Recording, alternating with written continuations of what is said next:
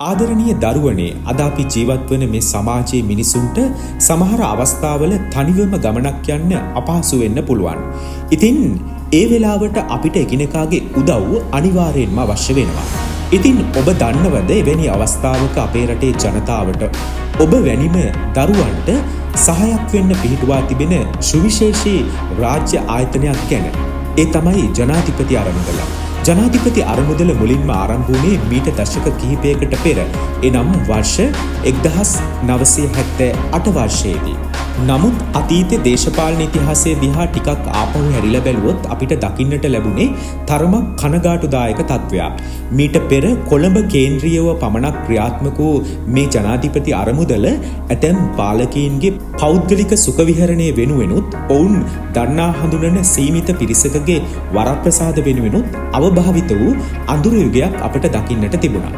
ඒත් ඓතිහාසික ජනතා තීන්දුවක ප්‍රතිඵලයක් විදිහට මෙරට සිදුවුණු ප්‍රගතිශීලී දේශපාලන වෙනසත් සමග වත්මන් ජනාධිපති අනුර කුමාර දිසානායක මහතා ප්‍රමුඛ නව පාලක මණ්ඩලයේ පත්වීමෙන් පසු අද ජනාධිපති අරමුදල සම්පූර්ණයෙන්ම ජනතාවගේ අරමුදලක් බවට පත් වෙලා.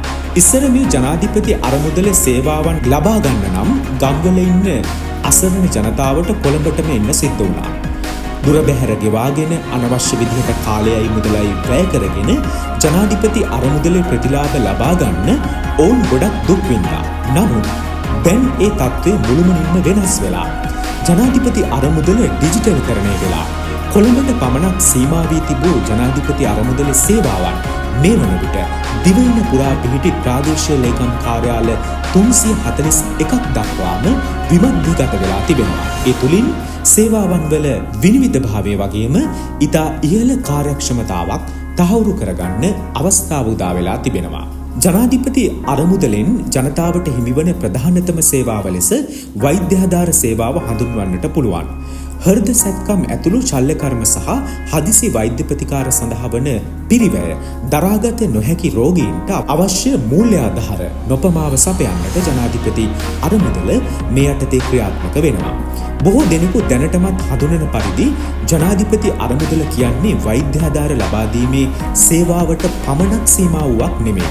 එහෙනම් අපි දැන් ජනාධිපති අරමුදලෙන් ජනතාවට හිමිවන අනිකුත් සේවාවන් ගැන කතා කරමු. ආදරණීය දරුවනේ, අධ්‍යාපනය කියන්නේ ඔබගේ අනාගතය වගේම මේ රටේ අනාගත දිශානතියන් තීරණය කරන ප්‍රබලතම ආයුධය. ඒ බව හොඳින්ම තේරුම්ගත් ජනාධිපති අරමුදල අද ඔබගේ අධ්‍යාපන ගමනට විශාලම සවියක් වී තිබෙනවා. ජනාධිපති අරමුදලේ වෛද්‍යාධාර නොවන සේවාවන් යටතේ මූල්‍ය අපහසුතා ඇති පවුල්වල දරුවන්ගේ අධ්‍යාපනය වෙනුවෙන් ජීවිතයේ විවිධ අභියෝගවලට මුහුණ දෙන මව හෝ පියා අහිමි වූ දරුවන් මෙන්ම භාරකාරීත්වයේ අහිමි දරුවන්, ආබාධවලට ලක්වුණු දරුවන්, වන අලි ප්‍රහාරවලින් පීඩා විඳි පවුල්වල දරුවන්, විදේශ රැකියා සඳහා ගොස් එහිදී අවාසනාවන්ත ලෙස මරණයට පත් වූ හෝ ආබාධයන්ට ලක් වූ අයගේ පවුල්වල දරුවන්, දීවර කටයුතුවලදී ජීවිතක්ෂයට පත් වූ පවුල්වල අයගේ දරුවන් සඳහා අඛණ්ඩව අධ්‍යාපනය ලැබීමට අවශ්‍ය මූල්‍ය ආධාර හිමි වෙනවා. ඔබ දන්නවද උසස් පෙළ විභාගයේ විශිෂ්ට ප්‍රතිඵල ලබාගෙන විශ්වවිද්‍යාල ප්‍රවේශය සඳහා සුදුසුකම් ලබාගත් සෑම දිස්ත්‍රික්කයකම සෑම විෂය ධාරාවකම පළමු ස්ථානයේ සිට 20 වන ස්ථානයේ දක්වා වූ සිසුන් 20 දෙනාට රුපියල් ලක්ෂය බැගින් වූ දැවැන්ත ශිෂ්‍යාධාරයක් ලබා දීමට ජනාධිපති අරමුදල පියවරගෙන තිබෙනවා. විශ්වවිද්‍යාල විද්‍යාර්ථීන් සඳහා මහපොළ ශිෂ්‍යාධාර අරමුදල ගලා එන්නේද ජනාධිපති අරමුදල හරහා. මේ ආකාරයෙන් සෞඛ්‍ය හා අධ්‍යාපනික මෙහෙවරට අමතරව ජනාධිපති අරමුදල මගින් තවත් විශාල මානුෂීය සේවාවන් රැසක් ඉටු වෙනවා. අඩු ආදායම්ලාභී සහ ආබාධිත පුරවැසියන්ට තම ජීවනෝපාය නගා සිටුවමින් ආර්ථික අවස්ථා උත්පාදනය කර ගැනීමට ස්වයං රැකියා උපකරණ ලබා දීම.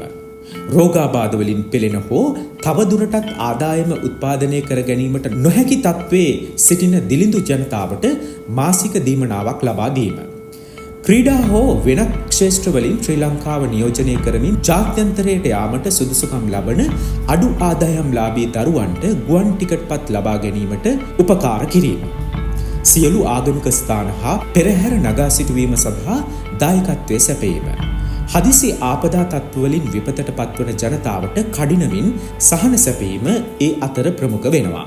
අද ජනාධිපති අරමුදල කියන්නේ හුදු ආයතනයක් පමණක් නෙවේ. ඒ සෑම මොහොතකම මෙරට ජනතාවගේ සෞඛ්‍ය, අධ්‍යාපනය, ආර්ථිකය හා අධ්‍යාත්මය නගා සිටුවන පොහොසත් රටක් ලස්සන ජීවිතයක් ගොඩනැගීමේ නව රජයේ ප්‍රතිපත්තිය සජීවීව ක්‍රියාත්මක කරනු ලබන සුසමාදර්ශයක්. සංඛ්‍යාදත්ත ඇසුරෙන් බැලුවොත් ජනාධිපති අරමුදලේ වත්මන් අදෝෂිත දේශපාලනය නිසා 2024 වසරට සාපේක්ෂව 2025 වසර වන විට ජනාධිපති අරමුදලට ලැබෙන ආදායම සැලකිය යුතු මට්ටමකින් වැඩි වී තිබෙනවා.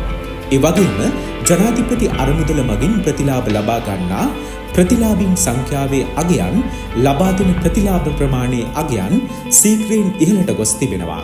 ඒ සියල්ලක්ම එසේ වෙද්දී ජනාධිපති අරමුදල මගින් සිදු කෙරෙන ආයෝජන ප්‍රමාණයන් 2024 වසරට සාපේක්ෂව 2025 වසරේදී දැවැන්ත ලෙස ඉහළ නැංවීමට නව පාලන අධිකාරිය සමත්ව තිබෙනවා. ඉතින් ආදරණීය දරුවනේ, පොහොසත් රටක් ලස්සන ජීවිතයක් නිර්මාණය වෙන්නේ ඒ රටේ ජීවත් වන ජනතාවගේ ආර්ථිකයෙන් වගේම දැනුමින් සහ ගුණධර්ම වලින් සුපෝෂිත සෞඛ්‍ය සම්පන්න පිරිසක් බවට පත් වුණාම ඔබේ අනාගතය සුරක්ෂිත කරන්න, ඔබේ සිහිනවලට පියාපත් දෙන්න දැන් මේ රටේ රාජ්‍ය යාන්ත්‍රණය අව්‍යාජ ලෙසම පෙරමුණ අරන් තිබෙනවා. ඒ නිසා කිසිදු බාධාවකට පසුබට නොවී ඔබ හොඳින් අධ්‍යාපනය ලබන්න, ඔබ වෙනුවෙන්ම ගොඩනැගෙන මේ ලස්සන රට වඩාත් සවිමත්ව භාරගන්න අද සිටම කැපවෙන්න.